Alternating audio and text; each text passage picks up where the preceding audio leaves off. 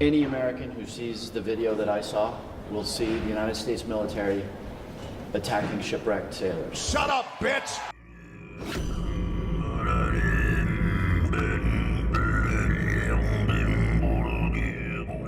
Can you guys believe that after we shot at a boat full of sailors, after the mission of destroying the boat was not completed with the first strike, we sent a second strike to destroy the boat? Can you believe we did that? Disgusting behavior.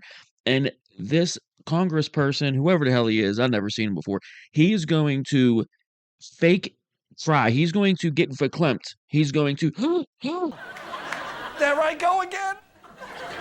I'm getting verklempt. Talk amongst yourselves. he's gonna clutch his pearls and say, the video that I just saw was the most, just, you're gonna see you're gonna see two strikes on stranded sailors.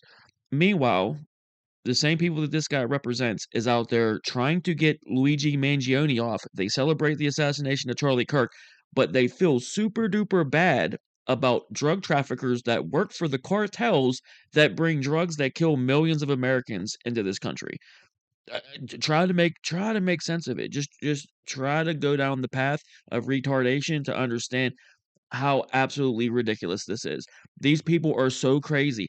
It's war. Dude, it's war. Can you believe we killed people when we were trying to kill people? Could you believe that? Could you even? So if you're not living under a rock right now, basically you're getting hit with a bunch of propaganda right now about this second strike on a Venezuelan drug trafficking boat. Um, and they're just making a big deal about it, calling it an international war crime. Some people go as far as saying that, just to be clear, international war crime laws and things like that are for everybody else to abide by. They're basically made by all the people that are, tip their pinky finger up and say, when we slaughter each other, we're going to do it in a way of men. We will do it with pride and honor, and we will not do anything that is untoward towards anyone. Now, after I show you this Representative Himes break down and almost cry over drug traffickers being killed, I will show you how the military across the world will kill people, and no one says anything about it. And they're using U.S. weapons to do it, and it's U.S. backed military action by Ukraine. But don't let that stop you from having common sense or anything. But let's take a look. Representative Himes got to see the second strike video that we're all still waiting to see. We have not seen the second strike yet, but the first strike hit.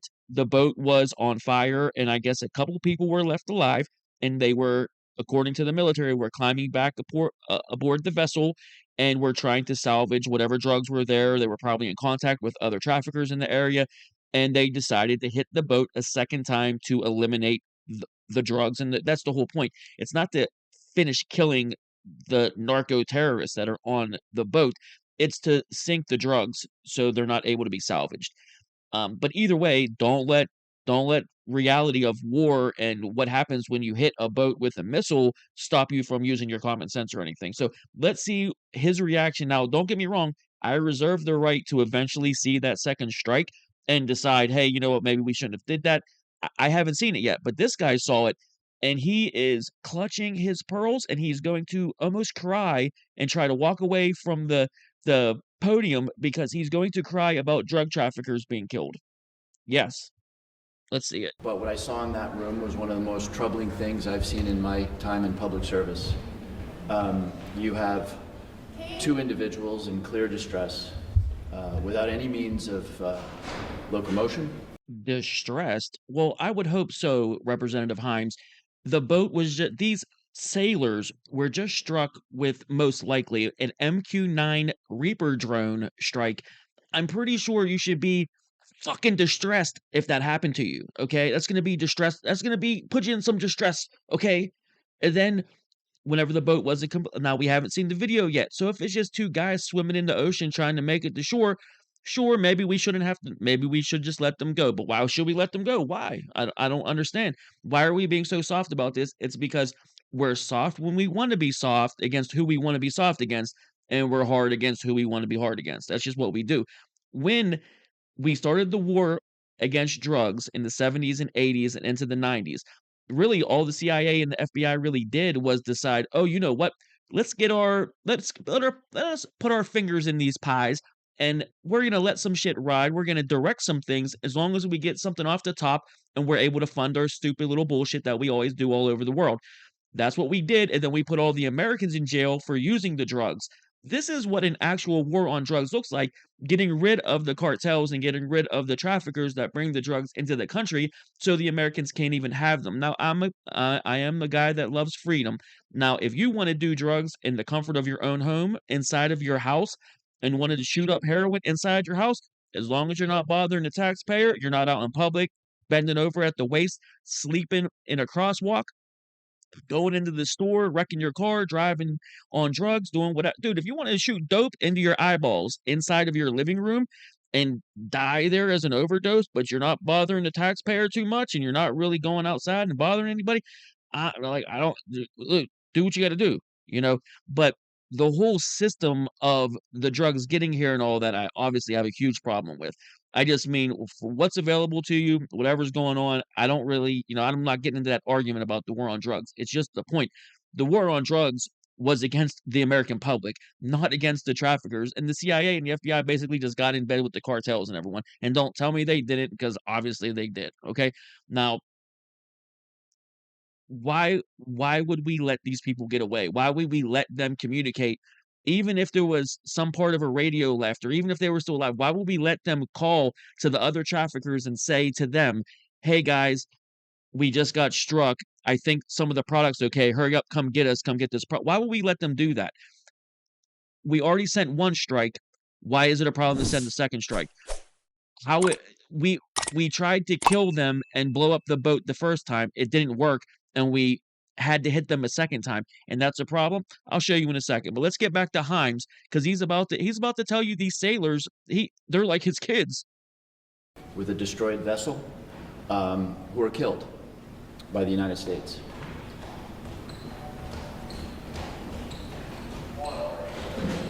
Can you tell us a little bit more about exactly what was so troubling? Like, what were some of the things that come up?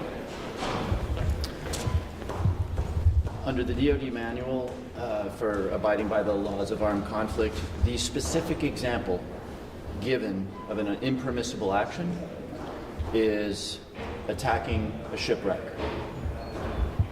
Any American who sees the video that I saw will see the United States military attacking shipwrecked sailors. Bad guys, retarded. bad guys, but attacking shipwrecked sailors. Now there's a whole set of contextual items that the Admiral explained. Yes, they were carrying drugs. They were not in the position to continue their mission in any way. We don't. People will someday see this video and they will see that video shows, if you don't have the broader context, an attack on shipwrecked sailors. You went full retard, man. The last thing I'm going to say is that the Admiral confirmed that there had not been a kill them all order, and that there was not an order to grant no quarter. So does it exonerate Hegseth? Does it exonerate? That's all I got. Now you have to pay attention to the words that he uses. Just like he said, without all of the contextual facts, any American would watch that video and see that we just killed a couple shipwrecked sailors. That's all it is. But what's the context? Oh, the context is they're bulletproof vest wearing, AK-47, AR-15 holding, whatever military gun that these cartels have, doesn't matter, who cares, carrying drug trafficking speedboats with 4 engines on the back of them. Four engines on the back of them that they can go very, very fast. That's just a regular sailor. That's just a regular, fisherman that's just out there doing something, so forget all the context and just think about how they're just sailors. But the context matters. Representative Himes, the context matters. We weren't just striking shipwrecked sailors. We were destroying a drug trafficking vessel, and there were some people on board that lost their lives. That's what happened, because that's the truth of it. You want to strip it away and make it seem like we just killed some people that were out having a nice Saturday, out hitting some waves and putting a rod in the water and just hanging out. And you know what? It's just disgusting. It's just really gross behavior by the Democrats to try to make Trump and everyone in his cabinet and everyone in his administration look bad.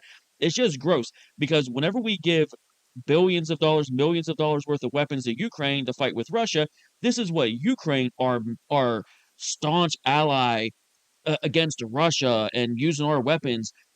Does this look like people in distress? After they've already dropped multiple drones on these Russian soldiers, there is at one point, I'm going to pull it up here for you because I'm just showing them in the background while I'm talking. Now, I've already shown multiple Ukraine or Russian soldiers that are injured that Ukraine blows up anyway. This appears to be a Russian soldier that is injured and laying on the ground, injured, incapacitated, with a medic delivering aid to him. And then what does Ukraine do with our weapons that we give them? He blows up the medic that is giving aid to a guy that's out of the fight. Is that not an international war crime, guys? Is that why did the Congress people not come rushing out to the media and say, "Hey guys, I saw on TV, I saw on the Ukraine Russian TV war that we put on the TV for you all to watch. There's a international war crime, some horrific thing. It's the worst thing I've ever seen." To a regular person, it just looks like Ukraine using American weapons, blowing up, I guess a guy that had a car wreck and twisted his ankle while changing the spare tire. I guess that's what that looks like to you. Is that what it is? It's hard to tell. Anyway, let's just take a look at a couple more. Here's one. We begin a new video with a Russian soldier stuck in barbed wire. After noticing the FPV drone, he made an obscene gesture at it, and the drone, in turn, gave him a gift.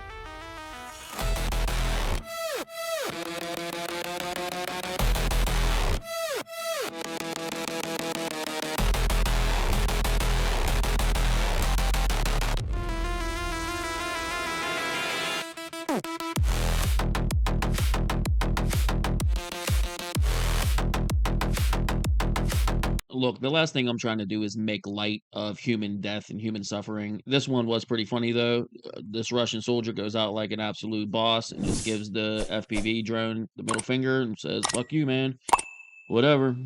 But how is this not a war crime? This guy is clearly out of the fight. He can't move. He's incapacitated. And then he gives a gesture to the FPV drone right there, and then it goes, "Okay, then, jerk off, I'll kill you then." And then it kills him. I mean, it's just now, here's a couple more. This first one, this guy is obviously he doesn't even have his gun on his back. He doesn't have a rucksack with him, nothing like that. Dude is running unarmed, is what it looks like. He could have a sidearm on him, I don't know.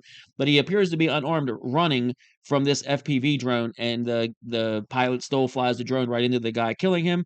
And then the second example we're gonna have is where it's like the same exact thing, except these are soldiers in a truck, and the truck gets incapacitated, and the soldiers get out and run because their locomotion is incapacitated. And then the FPV drone still tracks them down in the woods that they ran into and killed them all. I mean, dude, I know it's a war. I know this shit sucks. You might not want to watch this stuff, but how is this not the same as the boat strikes and what they're talking about? It's just war. It's just ugly. It's the fog of war. It's not a pretty thing. It's human lives being lost. These people are mothers, daughters, their children, their their brothers, their sisters. It's tough to watch. It's tough to think about. These people are individuals that are losing their lives. They're dying for what? For the political class fighting with each other for nothing. Ultimately, these things are it's an example of why the selective outrage is so propagandized towards the public. It's really disgusting behavior.